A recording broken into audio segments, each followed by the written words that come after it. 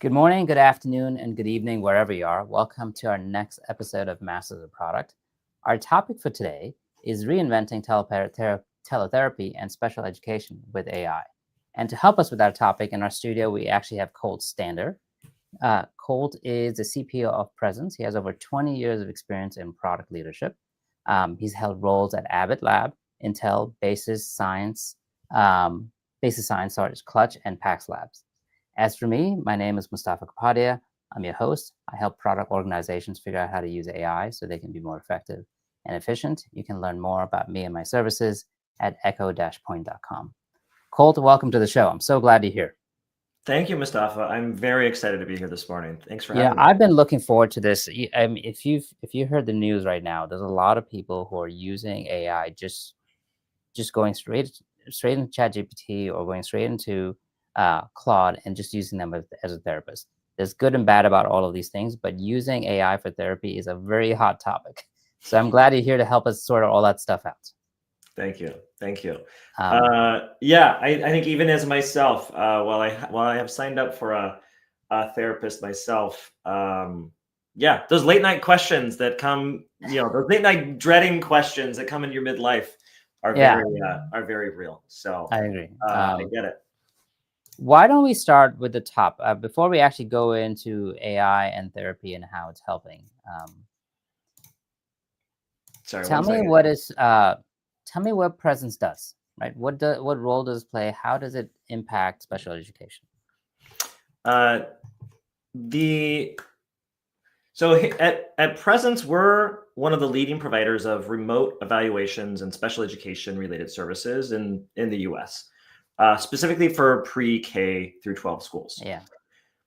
Given that your audience is probably not experts in the education space, no. What that means is that if your kids get what's called an IEP at a school, which means that they need a little bit of help in some way that is hindering their education abilities. Yes. The school is responsible for, and the school needs to provide services to help them overcome those. What we do is that we bring in a virtual therapist. We connect those students with a virtual therapist from across the country to really help enable them to get access to therapy that they may not have been able to have before. This ranges across speech therapy, occupational therapy, behavioral health, mental health, and psychoeducational assessment. Wow. Okay. So pretty broad swath. Yeah. And, we've been around since 2009.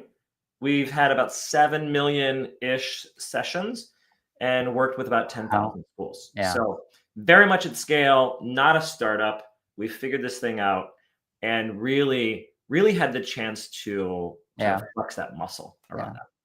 It makes sense. So, I mean, I know quite a lot of our friends whose kids, my kids are a bit older now, but they had IEP before. And they've always had a mixed bag of experiences, especially with therapists. And you know how kids are. They're very flaky, right? You either connect or you don't connect, right?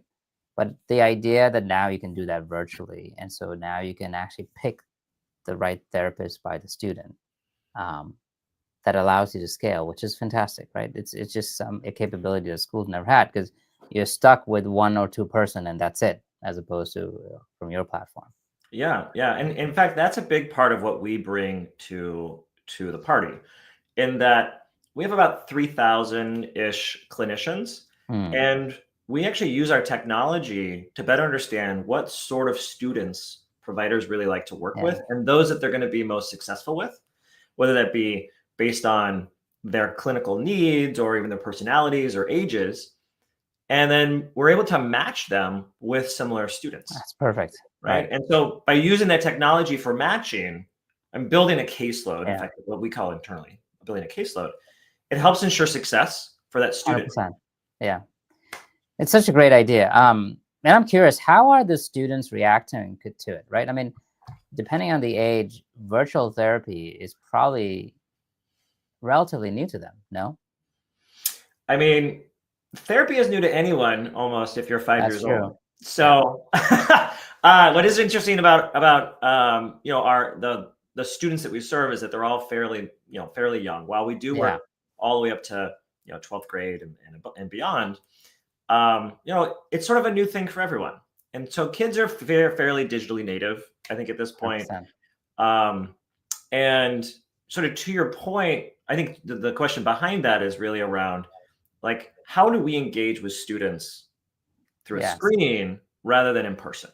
Yes. And what we've been able to do with pairing technology with a human is that we're able to arm that human with a litany of activities and games and things of that sort at a moment's notice, so that they can engage with that student and meet the student where they are, Yeah.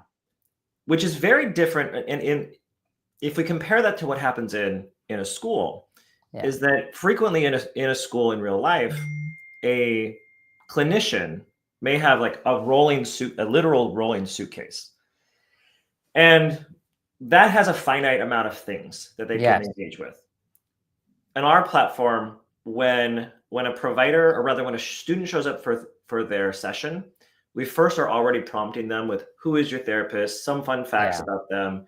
Like, we're already starting that engagement process Yeah. before the clinician even shows up. 100%. Yeah. Then once we jump into the session, we have over 10,000 engagement assets for the clinician Wow. to use at a moment's notice. Yeah. And so even if their lesson plan went awry, or the student wasn't reacting to their lesson plan, we give them the instant ability to say, let's change our path and go somewhere Yeah. else. I love it. Perfect. So Yeah. many more things that you can do and so many different avenues to explore on the engagement part, because you're absolutely right. That was actually going to be my follow-up question, but you just beat me to it. It's a question we frequently get. And what's really it's one of these things that, like, it's hard to imagine until you see it. Yeah. And so many of our parents and administrators, they go, wait, how does this actually work? Yeah. Once we show them a demo, it probably takes 90 seconds. 90 100%. seconds, and they go, oh, I totally get this. And so it's Yeah. not an intuitive thing, which is also it goes to say that, like, we've spent 15 years at this. Yeah. It's not an obvious and intuitive No. piece. And that's why I love the history, because you said since 2009, if I remember correctly, and almost 7 million or more sessions. I think that's fantastic. Right. So let's go down further, if that's okay with you. So I Please. love the foundation that you built about your business and how things work. And now into this comes this new technology called AI, or generative AI to be more precise, right? And so how is that impacting your business? Or how's that impacting therapy in general? Fantastic question, and I think it's obviously the question of the moment for Yeah. everyone. I feel like every dinner you go to is like, wait, how are you using AI? How has it changed your business? Are you going to 100%. get wiped out? Whatever Yeah. the case is, right? At present, what we have found, or rather, if we back up to how is AI impacting special education and schools, what we have found in, like, pre-AI and post-AI, is that this technology works best when you've digitized your workflows, Yes. your information. Yes. Basically, when you have structured your information in some way, shape, or form. Schools are no different than the rest of us. They've got their the most important to-do lists in a physical notebook. And AI doesn't work very well on a notebook. So No. what we found here is that the real secret sauce to making AI work and other automations is really about, how do we bring users, whether that be a clinician or a school, into the digital world first, so that we can then use that data to power these fantastic tools. And we could give these tools to schools or anyone else and say, hey, go have, like, you now have the tools to do your thing. But the biggest change management piece is moving from notebooks and Post-it notes into a digital world. That problem is why we have structured the company at Presence into 3 parts. Is that we have fantastic clinicians across the country, as we talked about, in terms of being able to curate a clinician to the student's needs. The second is our technology stack that is best in class. And the third is that we have an army of people to help make the technology and the clinicians Yeah. and your schools actually work. It's bringing unstructured data into our platforms. It's helping you move from post-it notes and notebooks into our system. That that is the biggest hurdle that we see in terms of adoption of AI. Got And it. so it's sort of the, AI is great, but it's sort of step 4 with all these other pieces that you have to get to Yeah. get there. So I'll pause And there. I actually I like the analogy, and you're absolutely right. In order for you to even get to using the true power of AI, you have to get all of these things done ahead of time, right? Which digitization of the workflow and the notes is so important. Um, I'm curious, how are your customers? I mean, I'm assuming you're selling to schools throughout the country. How are schools reacting to this idea about AI? Do they see it as an opportunity? Do they see it as a threat? Um, where do they fall? And I'm sure your customers fall in all different types Yeah, across the yeah, spectrum. like anyone, like any industry, right? The adoption curve is very real, and there's a Yeah, chasm for folks to jump. Personally, I think the signal that we've been getting is that the industry has become really AI friendly in the mm, last, say, 6 months. yeah, That's sort of, if I was to read the tea yeah, leaves, that's kind of how I would interpret it. There's a lot more continuing education credits, for example, for clinicians that are AI centric. got it. And so, which a year ago there was a handful, a year before that there was like maybe one or two, and now it's the conversation. And so, from a clinical perspective, very interesting and very, I will say, like hesitantly welcome. Got it. Now, the reason for that is because we have a shortage of clinicians in this space across the country. Hmm. And so these tools are essential for us to help more students get Yeah. served with the limited resources we have. Yes. We could either try to create twice as many clinicians overnight, or we could try to Not gonna help happen. clinicians Yeah. be twice as productive Yeah. overnight. AI and all of our tools at present are specifically designed to make clinicians more effective.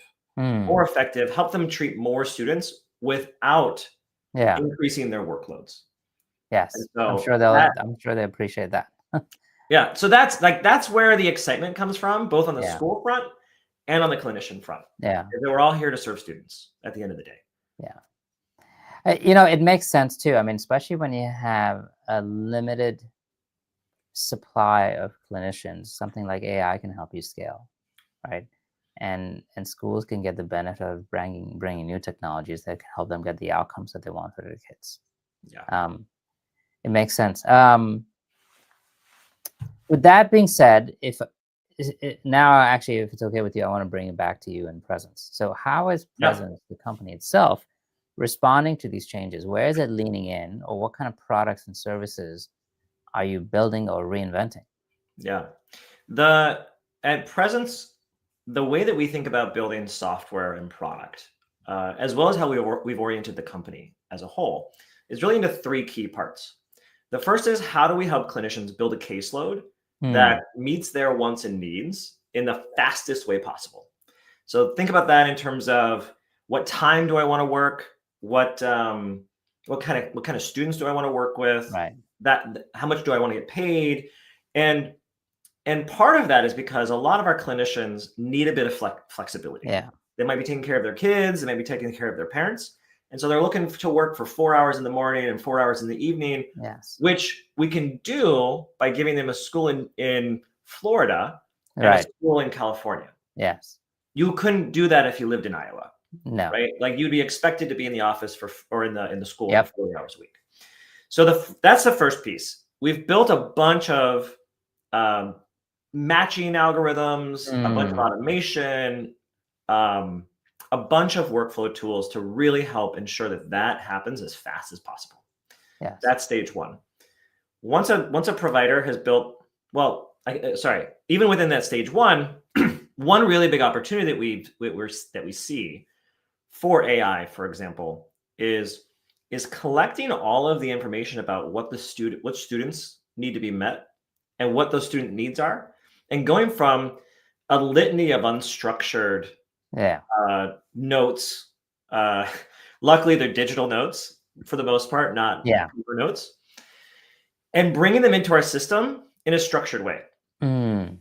That's what AI is really good at, right? AI is really good at taking unstructured information, making it structured, and that Yeah. conversion is very valuable. It's 100%. it's incredibly valuable at our scale. Yeah. And then And these are notes that clinicians themselves have taken. What kind of notes are you actually going after?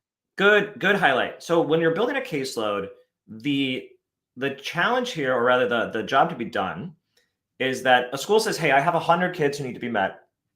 Here's what their IEPs, here's Got what it. needs to be happen for their IEP to be met. Here's when the student needs to be, when their schedule is, for example. Can they be in groups, things of that sort. Got it. And every school might have their own document that they're Yeah. using to They all track. have the different forms. I agree. It may be emails, it may be a spreadsheet, Yeah. it may be a PDF. There's a bunch of different ways. And so at Yeah. our scale, it's about meeting the customer, it's about meeting the school where they are, Mm-hmm. rather than forcing them to adhere to Follow our your process. Makes sense. Right. makes them faster, Yeah. makes it allows us to be able to see students much faster Yeah. than they otherwise would be. Okay. That's phase one.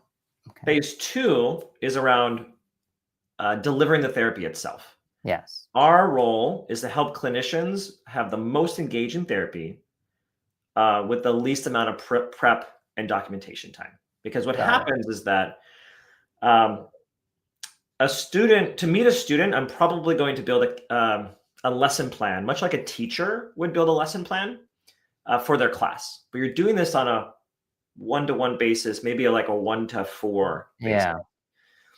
And then after the session, I'm documenting what happened in that session. Mm. What's really fantastic about what we've built is that for preparing for a session, we have a bunch of information about what has happened in your prior sessions, and we can use that to better understand Build a plan. what's going to be engaging for you, as well as we can look across other students. Ah. Right. So we have really interesting data to help us be able to say what would be good for the student. Right. The other is that like we use that massive group of 10,000 pieces of content, as well as things like persistent whiteboards, so that you can just jump back into the lesson plan you had. Like imagine a world where, as a student, imagine a world as a teacher, right? Where you never had to erase a whiteboard, right? Where you were able to have your science class. Okay, we take that down, let's do math. And then tomorrow we bring back up the science whiteboard. That's the kind of stuff that we're able to do that accelerates preparation in the space. The last piece here on documentation is the obvious one. When you're meeting virtually, we have a log of everything that's happened. We're able to spit that out for clinicians and do some magical stuff with it along the way. Got it. So where previously it would be like, wait, what happened? What happened in that 2:00 session today? I can't. Yeah. Did Mustafa, like, did he get that right or not right? And like we know. If it's me, I probably didn't get it right, but to each our own. Then the third piece here is around really helping make sure that anyone who needs to know what happened in the therapy session knows. So it's about taking all that data, spinning it out into reports for administrators, for clinical management teams, for the clinician itself, minimizing time tracking needs, and really helping ensure that we're using our resources in the most effective way possible for everyone. And so by having aligned dashboards and aligned metrics as to what does good look like, the school, ourselves, and the clinician could all be driving in the same direction. And so you can imagine how we're sort of sprinkling AI in each of these across phases, the board. but it's all based on the fundamental pillars of how do we utilize our resources in the most effective way possible Yeah, to ensure the most number of students are being met. 100%. I do like the approach and strategy. It looks like you're doing everything around the idea about how do we make the entire process simple and easier for all the different parties in the situation in the system. I'm curious, and I'm sure you guys have looked at. Have you guys actually experimented with actually delivering some type of a therapy with AI itself, right? Or is that just a bridge too far right now? At the moment, we do think it's a bridge too far. Right. There's a couple things to highlight here. One is that the human at the middle of this, the human in the middle, maybe I'll back up here. Even even sort of in past lives in healthcare or other places, when you have a really, really critical outcome that needs to happen, Yeah. it's so important to keep a human in the middle Right. of this AI feedback loop. Yeah. Meeting with kids is absolutely part of the story. Yeah. My camera is a little bit of a Yeah. We mess seem today. to lose you once in a while, but there you go. Oh, Well, but the now we wrong. have a different angle. There we go. There we go. Okay. There. Okay. Sorry about that. No worries. Um, it's just too critical of a thing for us to say like go AI go have fun. And there is a lot of really important nuance within the session for 100%. engaging with students and Yeah. that sort of thing. The other piece is that students compliance is based on minutes being served by a clinician. Wow. And Yeah. so what I think the really for those listeners who are like, "Oh, is my kid gonna get an AI bot at school?" Yeah. I think you can trust that like that's not gonna happen. Yeah. That's not gonna happen because there are rules put in place to ensure that a human will be part of that Yeah. process. At least at the moment, who knows in the next 5 years or 10 No. years, whatever the case may be. But at the moment, your kid is going to get a human to work with them. Yeah. That human is likely going to be enabled by some set of technology. Yeah. I like the fact that you're making the entire system productive, but the most valuable piece of interaction is still managed between two people, right? And that changes the game. And you're right. Who knows what's going to happen in the future? I'm sure you've seen this too. But there are apps right now in which you can basically chat with AI, and the AI is your therapist, right? Good or bad, it's out there. And some people like it, some people don't like it. It is a very like we were talking about before, there's a lot of use cases in which people use AI to just chat. Who knows what the information that's coming back is actually valid or not, or does that actually end up hurting people in the long run? Right. Yeah, I am hardly an expert in the mental health space, especially from the clinical perspective. But I do think that some of these bots are fascinating from an access perspective. Yeah. Uh, Definitely anyone makes who's access easier, right? I agree with you. Yeah. right, and so I think figuring out where to put the guardrails to make sure that they don't veer too far off from giving really, really Right. terrible advice is pretty important. Yeah. But access to mental health in this country is pretty tough. Is really tough, and the wait Well, lists are that really and long. there's a bunch of taboo around it, so this kind of keeps it private as well. And so there's like I said, I'm not saying that this is where the industry is going. It's just it seems to be a lot of people are talking about it. That's why. That's how people tend to be using it. It seems to Yeah. be. Yeah. Again, not an expert. Yeah. Only No, this um, is good. commenting from the sidelines. Um, no, I love it, and to be honest with you, I actually like your approach. It's a very thoughtful, strategic approach where we really are focused on the student and the outcomes, which is really what matters at the end, right? It's Right. enabling the school in box one. It's enabling the clinicians in your box two, and it's enabling the school and getting data and the clinicians and getting outcomes that you can then point to, which actually Exactly. makes perfect sense. Exactly. Um, I'm curious, as you're building these new technologies, as you're actually streamlining this entire process, I'm sure it's not easy to build. And I'm sure you run into challenges. After all, AI is not deterministic, right? You can ask the same question, it'll give you two different answers. I'm curious, what are some of the challenges you guys have run into as you start building these new features and technologies, and how have you actually overcome some of those things? Yeah. um, Obviously, yeah, we run into, like anyone else, we run into a litany of problems every day. As we think about, as we anchor ourselves back to this like moving from notebooks Yeah. to digitization to automation, what we tend to find, which I think is very common in a tech-enabled service business, is that you have to start with, what are the outcomes you're looking for? I call this policy, right? Like, Yeah. what do you want to be the outcome? How do we get process to align with Right. that policy? Then how do we get people to align with the Yeah. process so that we can then build product to automate it? And Yeah. so a lot of folks internally will roll their eyes at this, because I frequently say, where are we? Are we in the policy, the process, the people, or the product phase? Yes. And I think a lot of times folks want to jump to the product. They go like, Yes. product, just do the thing. And my reaction is oftentimes, great, what is the thing that you want to do? Right? Like, what is if someone is 30 minutes late for work, is that Yeah. okay? Is that not okay? And so I think the biggest challenges that we see is around being clear for that stuff. So that's our biggest piece. Yeah.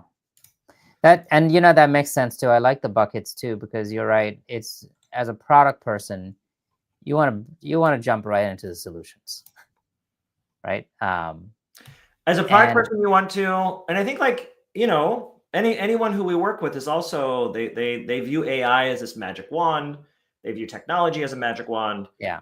And I think as we think about AI, especially, you can't just like type in, like, give me the answer. You probably need to give it enough inputs to be able to say, Yes. here's what good looks like. Here's my Yeah. problem. Yes. Solve this Context problem engineering is so important. 100%. as a so-and-so. Yeah. And so I think that, like, it very much parallels a lot of the challenges in the AI space right now, or rather, how might we use AI Yeah. at the moment? 100%. I mean, we see it all the time too. It's like, the way you ask questions matter, and the Yeah. amount of questions and the amount of information that you add in top of it, or the context, matters as well, and that just changes the nature of the game, right? And so you can actually have AI to give you exactly what you want, or you can, by giving it the right prompt and by giving the right context, or you can actually have a free flowing conversation, and both of them have value.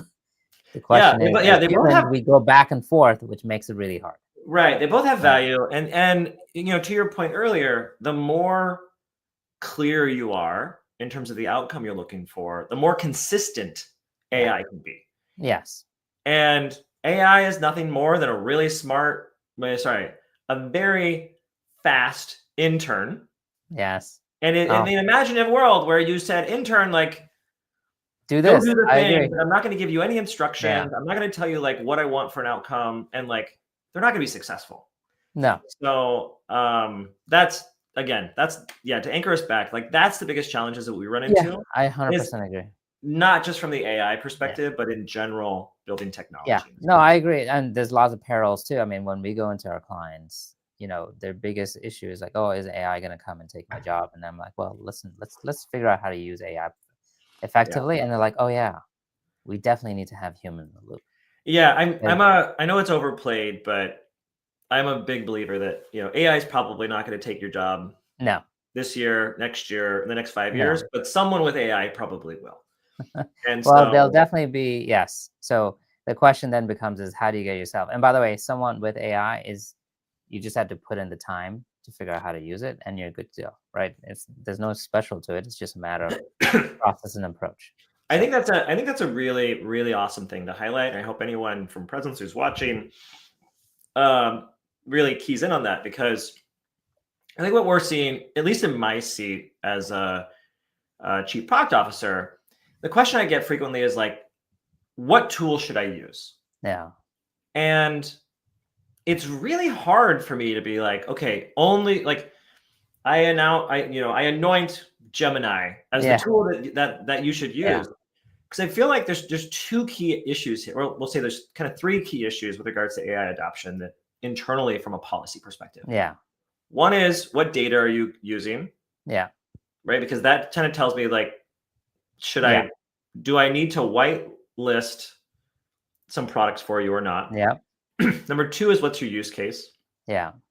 And number three is that the tools are changing so 100%. So fast. fast. And so what I'm really trying to do is we're trying to bifurcate coaching internally. We're really trying to bifurcate coaching internally to really based on what data are you using. Yeah. If you're using sensitive data, here's some specific tools you need to use. If you're not using specific data, run free. Like Yeah. we want to enable you to learn and just Yeah. play. 100%. Yeah. And I think that's, that is not the playbook of technology solutions of the past, right? Like if you think that any IT department would go, you are using Microsoft Word, go. And like, we're just in a very different world today. We are, and I think you're absolutely right. I think there's so much that AI can do.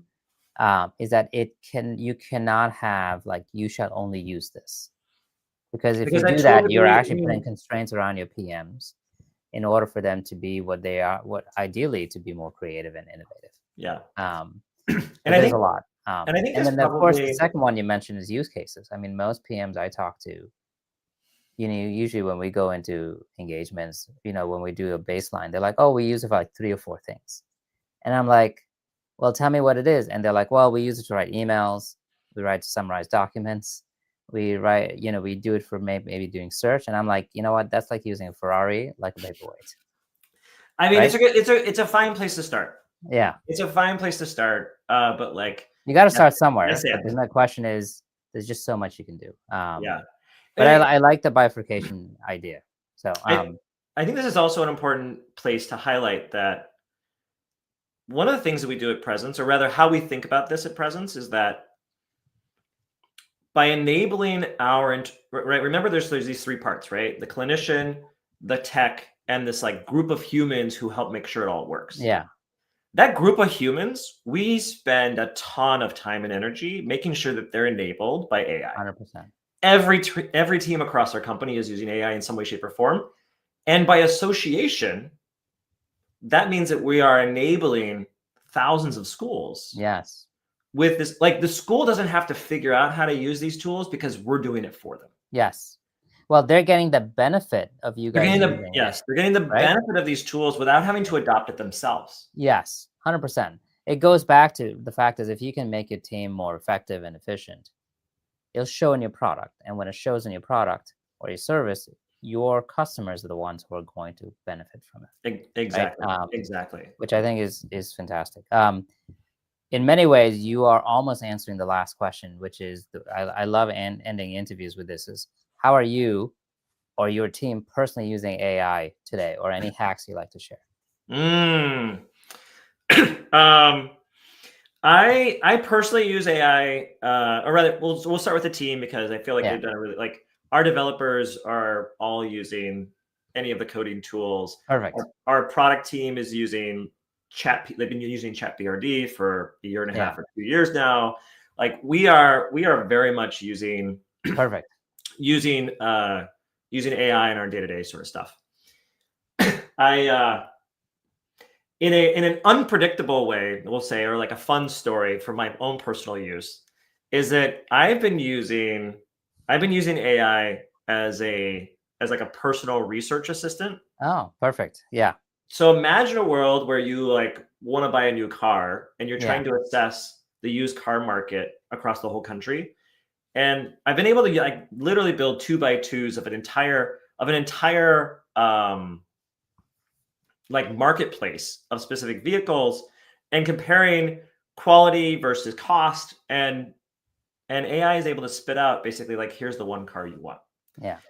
I share this because like I wouldn't have, like imagine if you had a personal research department, or like, a research department for Yeah, yourself for some of these like very important and costly decisions you make on a day-to-day basis, whether it be insurance or purchasing right. a car, purchasing a house, whatever the case may be. And like it's yeah, I find it to be really, Yeah, really helpful. yeah. I mean, I agree with you. I think on a personal front and professional front, there's just so much. I almost um like my use of AI is so ridiculous that I don't know how I actually would do my job anymore if I didn't have it. Right? Yeah. It's got to the point in which that I mean, people ask me like, how often do you use AI? I'm like, I don't know, almost Yeah. every hour, Yeah, like every 30 minutes, it's always right? open. I have 2 apps open all the time doing all Yeah, the things, like exactly. yeah. Perfect. Colt, this has been fantastic. I know we went a bit over time, but that always happens when we have interesting conversations. Um, Thank you so much for being here. I would love to, if you're open to it, I would love for you to come back and maybe we can figure out maybe a year from now or a year and a half from now how things have changed, because things I always would love change, that. I would right? love that. And we can talk about how things have changed for teletherapy and special education, also, or how things have changed with your team internally using AI. Both of them are great topics. So 100%. I would love perfect. to. We'll see you soon. Bye for now.